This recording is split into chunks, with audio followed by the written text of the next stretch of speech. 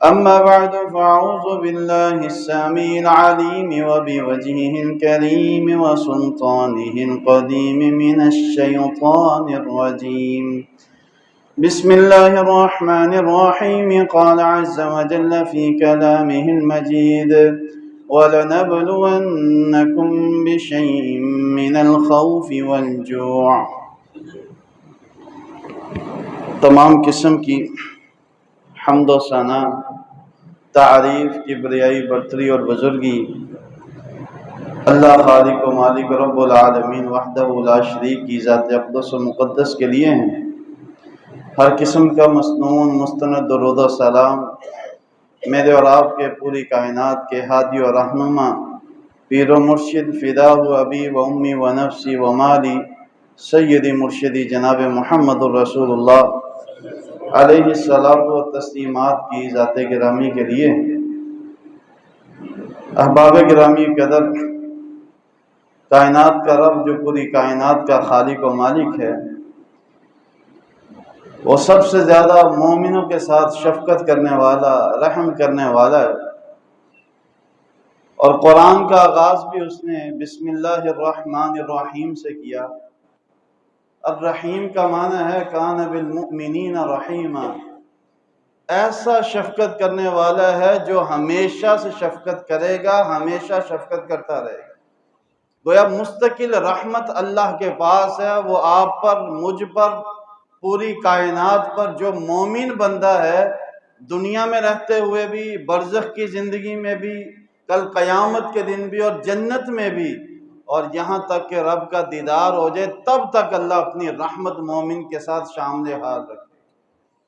وہ رب جو مجھے اور آپ کو بہانے دیتا ہے کہ ایک چھوٹا سا عمل کر لو، ایک کتے کو پانی پلانے والی فاحشہ عورت، بدکارہ عورت، یا مرد یا عورت، دونوں کے الفاظ صحیح بخاری و مسلم میں موجود ہیں، اپنے اس کام سے واپس آ رہے ہیں، اپنے ان معاملات سے واپس آ رہے ہیں، ایک اللہ کی مخلوق جس کو کتا کہتے ہیں جو نجس ہے، اس کے ساتھ انہوں نے خیر خواہی کی، پانی پلایا۔ کائنات کے رب کو یہ ادا پسند آئی، اللہ نے سارے گناہ معاف کر اور وہ پکڑنے پہ آئے۔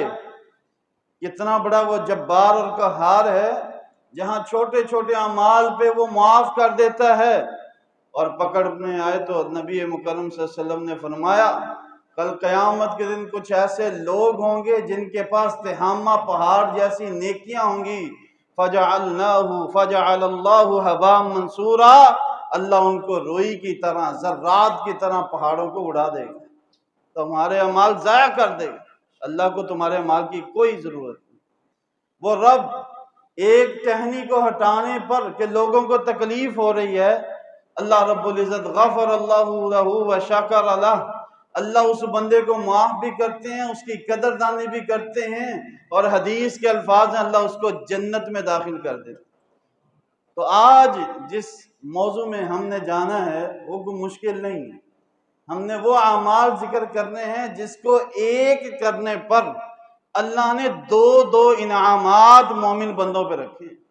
آپ وہ چھوٹا سا عمل کریں تو اللہ رب العزت آپ کو دنیا و آخرت میں دو اعمال اور اس کا اجر اور اس کا ثواب اس عمل کی نیت اور کرنے پر آپ کو اور مجھے عطا کرے۔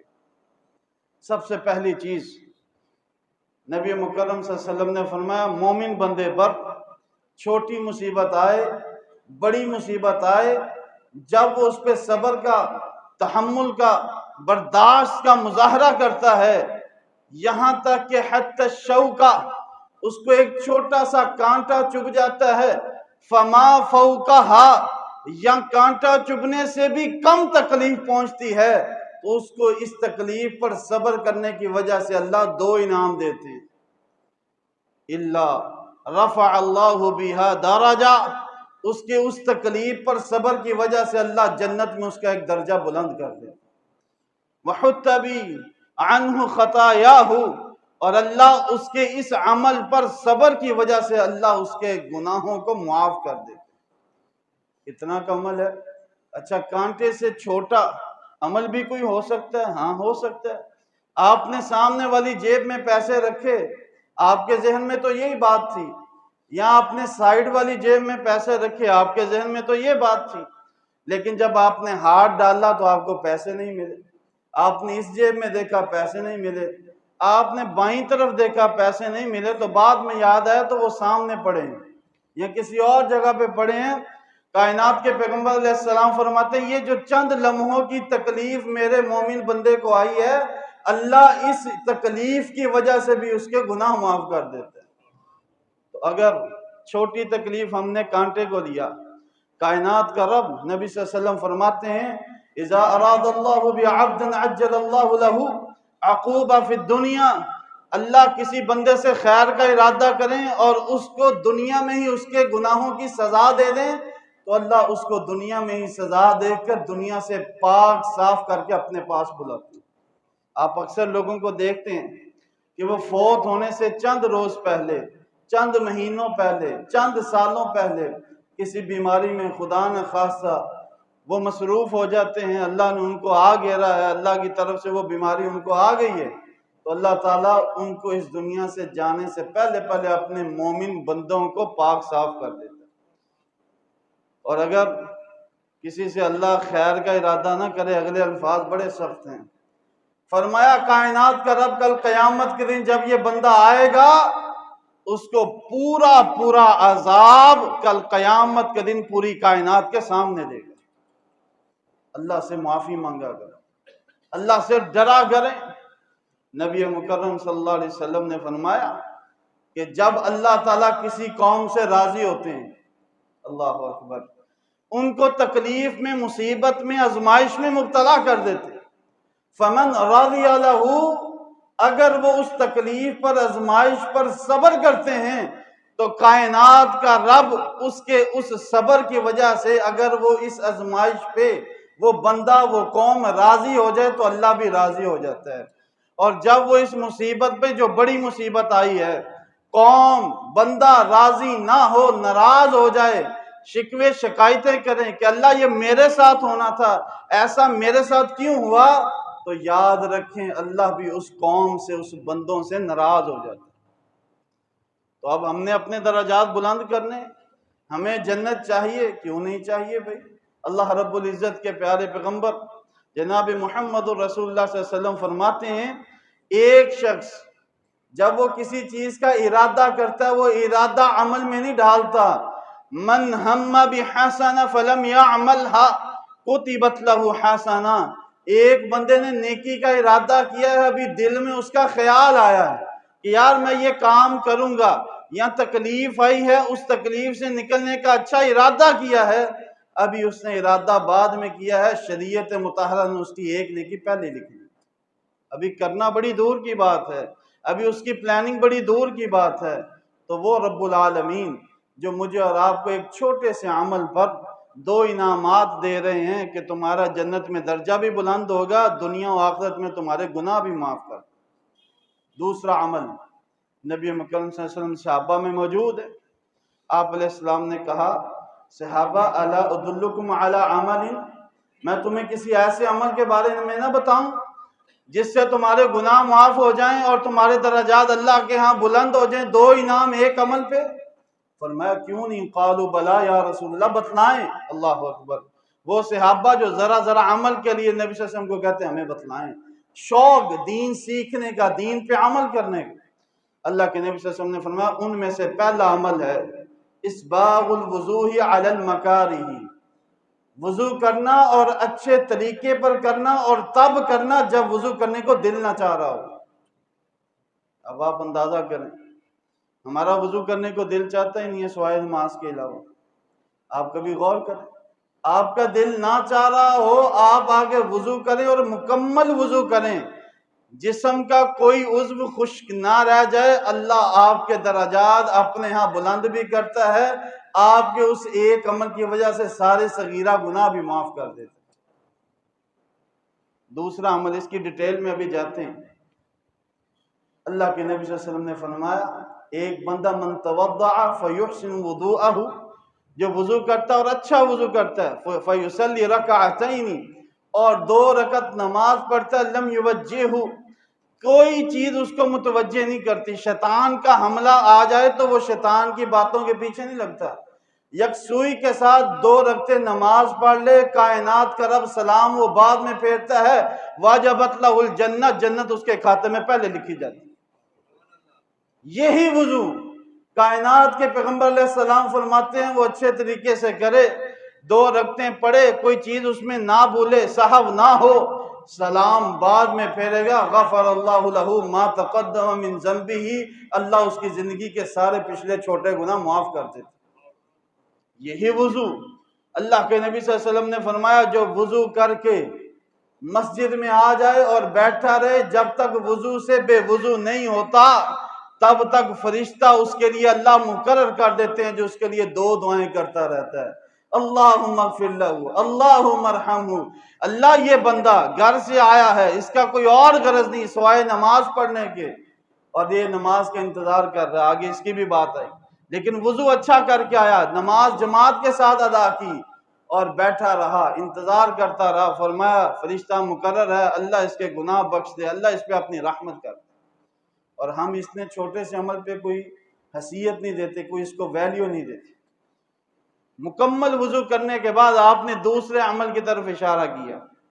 فرمایا میرے صحابہ، انتظار الصلاۃ بعد الصلاۃ، ایک نماز کے بعد دوسری نماز کا انتظار کرنا انسان کے گناہوں کی بخشش کا سبب ہے اور رفع درجات کا سبب ہے. ہمارے ہاں تو سلام پھیرا جاتا ہے، آج کل تو ایک نیا ٹرینڈ چل پڑا، پہلے یہ نہیں تھا کہ ہم سلام پھیر کے اللہ اکبر اللہ اکبر استغفر اللہ تو بعد میں کہتے ہیں، پہلے موبائل نکال کے چیک کرتے ہیں ہماری نماز قبول ہونے کا میسج آیا کہ نہیں. غور و فکر کا مقام ہے. نبی محترم علیہ السلام فرماتے ہیں جو نماز پڑھنے کے بعد بیٹھ گیا، تسبیحات کی غور سے سنیے گا. فرمایا پوری کائنات کے فرشتے آسمان و زمین کے درمیان جتنا خلا ہے وہ خلا بھر دیا جاتا ہے، اور وہ بندہ جو بیٹھ کے سبحان اللہ الحمدللہ اللہ اکبر لا الہ الا اللہ اپنی تسبیحات کر رہا ہے، وہ آسمان و زمین کے درمیان جتنا خلا ہے اللہ سارا فرشتوں سے بھر دیتا ہے، اور پوری کائنات میں کوئی جگہ خالی نہیں بنتی یا رہ جاتی ہے. یہ سارے کے سارے فرشتے اس ایک اللہ کے ولی کے لیے 3 دعائیں کرتے ہیں. اللہم اغفر لہ، اللہم ارحمہ، اللہم تب علیہ، اللہ اس کو معاف کر دے، اس پہ رحمتوں کی برکھا نازل کر دے، اللہ اس پہ ہمیشہ اپنا رجوع ڈال دے. یہ تیرا مومن بندہ بیٹھا ہے، انتظار الصلاح کر رہا ہے، نماز پڑھ کے بیٹھا ہے. ایک روایت کے مطابق جتنے فرشتے ہیں آسمان و زمین کے درمیان کائنات کا رب اتنی نیکیاں اس کے کھاتے میں لکھ دے. اب وہ نمازی دیکھتے ہیں جی چلے گئے ہیں، باہر جا کے بے شک ہم نماز پڑھنے کے بعد آدھا گھنٹہ بیٹھے رہیں، کھڑے رہیں، باتیں کرتے ہیں، لیکن یہ 10 دفعہ اللہ اکبر کہنا، سبحان اللہ کہنا، الحمدللہ کہنا بڑا مشکل. 33 مرتبہ تو بڑی دور کی بات ہے. یہ 10 والی روایت بھی ٹھیک ہے، صحیح بخاری کی روایت ہے. اگر آپ کو بڑی جلدی ہے نا تو 10 دفعہ ہی کہہ لو، تب بھی نیکیاں مل جائیں گی. کبھی اس حدیث پہ عمل کر لیں، کبھی اس پہ کر لیں. تو جو بندہ نماز پڑھنے کے بعد بیٹھا رہے، آج لوگ کہتے ہیں مجھے فلانے کا سایہ مل جائے، فلانے کے زیر کفالت میں زندگی گزار لوں، وہ میرا بڑا بن جائے. اللہ کے نبی صلی اللہ علیہ وسلم فرماتے ہیں ایک بندہ نماز پڑھ کے دکان پہ چلا گیا، کاروبار پہ چلا گیا، دفتر میں بیٹھ گیا، گھر میں چلا گیا، اور اس کا دل لگا ہے کب مرکز توحید سے اذان کی آواز آئے میں دوبارہ مسجد میں جاؤں. یہ جو اس کا یہ والا انتظار ہے نا، کائنات کے رب کو اتنا پسند ہے. کل قیامت کا دن ہوگا، کسی کے عرش کا سایہ نہیں ہوگا سوائے اللہ کے عرش کے سائے کے. کائنات کا رب رجل معلق بالمساجد، جو نماز کا انتظار کرتا ہوگا، کل کائنات کا بادشاہ ایسے بندوں کو اکٹھا کر کے کہے گا آجو میرا سایہ تمہارا منتظر ہے. خود اللہ کہے گا آ جاؤ. اور ایک بندہ مسجد میں بیٹھا ہے جو آج کل کبھی نظر ہی نہیں آتا. کبھی آپ نے دیکھا ہے کہ ایک نماز کے بعد زور کے بعد بندہ بیٹھا ہو، اثر تک وہ بندہ مسجد میں ہو اور تسبیحات کرے، ذکر اذکار کرے؟ اللہ کے نبی صلی اللہ علیہ وسلم فرماتے ہیں کچھ بھی نہ کرے، صرف بیٹھا رہے، نہ کہے اللہ اکبر سبحان اللہ، نہ الحمدللہ، کچھ بھی نہ کہے، ما لم یحدث، بس وضو ٹوٹنے کا خیال کرے کہ وضو نہ ٹوٹے، ظہر سے لے کر عصر تک بیٹھا رہے، کائنات کا رب اتنے ٹائم کی عبادت اس کے کھاتے میں لکھ دیتے ہیں۔ اتنا سا عمل، انتظار الصلاۃ بعد الصلاۃ، ایک نماز کے بعد دوسری نماز کا انتظار کرنا کسی بھی کیفیت میں، رفع درجات اور ہمارے گناہوں کا کفارہ۔ تیسرا عمل اسی میں نبی صلی اللہ علیہ وسلم نے فرمایا کثرت الخطا الی المساجد، مسجدوں کی طرف پیدل چل کے جانا، قدم بڑھا کے جانا۔ آج کل تو اللہ نے فراوانی دی ہے، سواریوں پہ آتے جاتے۔ نبی مکرم صلی اللہ علیہ وسلم نے خوشخبری آپ کے لیے سنائی ہے، سنن ابن ماجہ کی 1087 نمبر روایت، نبی مکرم صلی اللہ علیہ وسلم فرماتے ہیں جمعہ کا دن ہو، جو اچھے طریقے سے غسل کرتا ہے، اپنا اہتمام کرتا ہے، خوشبو لگا کر تیل لگا کر پیدل چل کے جمعہ کی نماز کے لیے آتا ہے اور آ کر کوئی کسی کے ساتھ گفتگو نہیں کرتا، خطیب کی خطابت غور سے سنتا ہے، خطبہ جمعہ میں کوئی لغو کام نہیں کرتا، فرمایا جتنے قدم چل کے آیا، حدیث کے الفاظ ذرا غور سے سن لیں، جتنے قدم چل کے آیا، جتنے قدم چل کے آیا، جتنے قدم چل کے آیا، اللہ رب رحمان اتنا بڑا ہے، اس کو ہر قدم کے بدلے 1 سال کی تہجد اور 1 سال کے نفلی روزوں کا اجر دیتا ہے۔ ایک قدم کے بدلے 1 سال کی تہجد، ایک قدم کے بدلے 1 سال کے نفلی روزوں کا اجر۔ کوئی ہے دین میں اس سے آسان کام؟ آپ ہر جمعہ پڑھنے آتے، کبھی اس نیت سے آئیں کہ خطیب سے پہلے پہنچنا ہے، جب خطیب کا خطبہ شروع ہو جائے پیدل چل کے آنا، اور کوئی کام نہیں کرنا۔ بشر المشائین فی الظلم، فرمایا جو اندھیروں میں ٹھڈے ٹھوکریں کھا کے مسجدوں میں آتے ہیں نا، فجر ٹائم اور عشاء ٹائم پیدل چل کے آتے ہیں، کل قیامت کے دن میں رب ان کی گارنٹی دیتا ہوں، ان کا ہاتھ پکڑ کے ان کو جنت میں داخل کروں۔ اللہ ہمیں ان میں شامل فرما دے۔ کثرت الخطا الی المساجد، فرمایا جو بندہ 1 قدم اٹھاتا ہے نا، حدیث کے مطابق 1 قدم اٹھایا، اللہ اس کا 1 درجہ جنت میں بڑھا دیتے ہیں۔ فرشتے کی ڈیوٹی ہے بھئی اس کا 1 درجہ بڑھا دو۔ پھر اس نے 1 قدم اٹھایا، فرمایا اس کا 1 گناہ بھی معاف کر دو۔ رب کی رحمت جوش میں آتی جاتی ہے، وہ مسجد تک آتا ہے، ایسے ہو جاتا ہے جیسے اس نے کوئی گناہ کیا ہی نہیں ہے، اور پھر وضو کر کے جو اس کے وضو کے قطرے گرتے ہیں اور نماز کے لیے وہ آتا ہے، وہ ایسے ہو جاتا ہے جیسے وہ آج ہی پیدا ہو کر نئے سرے سے زندگی گزارنے۔ آگے بڑھیے، نبی مکرم صلی اللہ علیہ وسلم نے فرمایا جو صبح اور شام ذاہباً و راجعاً، صرف چل کے آنا نہیں، چل کے واپس جانا بھی یہی فضیلت ملے گی۔ تو چل کے آ، تب بھی تیرے درجات بلند کروں گا، گناہ معاف کروں گا، اور جب پیدل واپس جائے گا تب بھی تیرے لیے یہ میں نے انعام رکھا ہے، تیرے درجات بلند کروں گا، تیرے گناہ معاف کر۔ آپ چلتے چلتے مسجد میں آئیں، خدا نہ خواستہ، اللہ نہ کرے، آپ اللہ کو پیارے ہو جاتے ہیں، اللہ کو پیارے ہو جانا، اللہ کے پاس چلے جانا۔ کائنات کے پیغمبر محمد الرسول اللہ صلی اللہ علیہ وسلم فرماتے ہیں جو گھر سے چلتا ہوا مسجد کی طرف آ رہا ہے، راستے میں فوت ہو گیا، کائنات کا رب خود جنت میں اس کی مہمان نوازی کرے گی۔ مشکل کام ہے، 1 عمل پہ کئی اجر پائیں گے۔ اور یہ یاد رکھیے،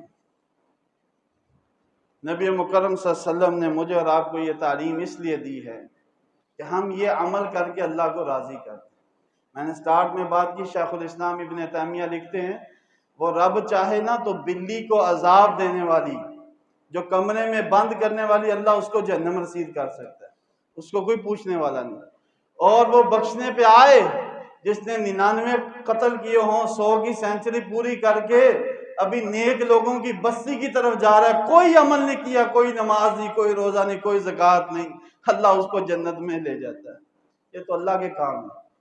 آگے بڑھیے، نبی مکرم صلی اللہ علیہ وسلم نے اپنے صحابہ کو جب یہ باتیں کہیں کہ وضو مکمل کرو، اچھے طریقے سے وضو کرو، پھر آپ نے فرمایا کہ 1 نماز کے بعد دوسری نماز کا انتظار کرو، پھر آپ نے فرمایا پیدل چل کے مسجد میں آؤ۔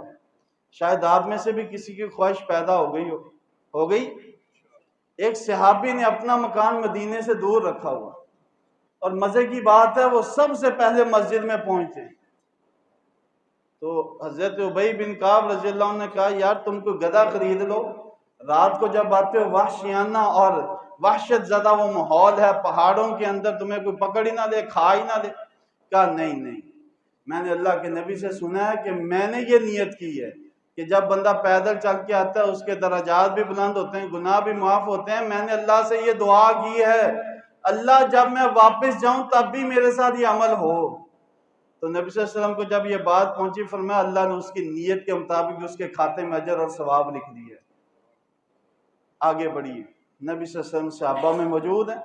تیسرا عمل آپ علیہ السلام نے کہا صحابہ کیا تم ایک روز 1000 نیکی نہیں کر سکتے؟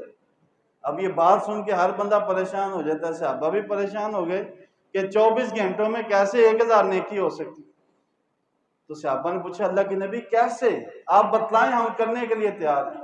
کیا تم میں سے ہر بندہ اس بات پہ عاجز ہے، اتنا بے بس ہے کہ کسی ٹائم وقت نکال کے صرف اتنا ہی کہہ دے سبحان اللہ و بحمدہ 100 مرتبہ کہہ دے اللہ 1000 نیکیاں لکھ دیتا ہے، 1000 گناہ معاف کر دیتا ہے۔